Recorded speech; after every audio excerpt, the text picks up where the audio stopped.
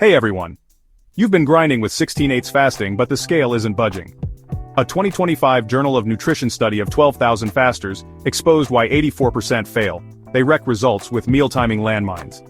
Today, I'm going to reveal the exact protocol that doubled fat loss in UCLA trials. Comment feast window if you've ever gained weight despite fasting. Mistake number 1. Morning fuel sabotage. Here's the deal. 2025's shocker shows delaying your first meal by 90 minutes spikes fat oxidation by 58%. That's right, just 90 minutes. The Tour de France cyclists swear by this rule.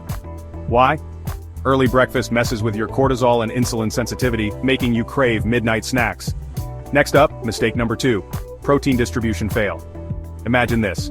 You're fasting, then you feast.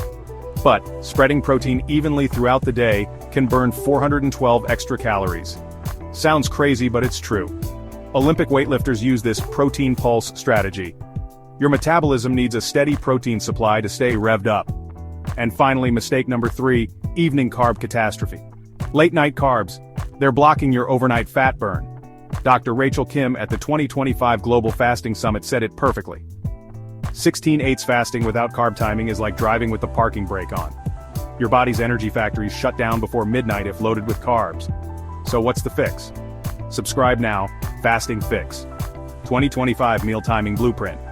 UCLA's Protein Pulse System and Stanford's Carb Cutoff charts. Don't miss out on perfecting your fasting rhythm. Thanks for watching.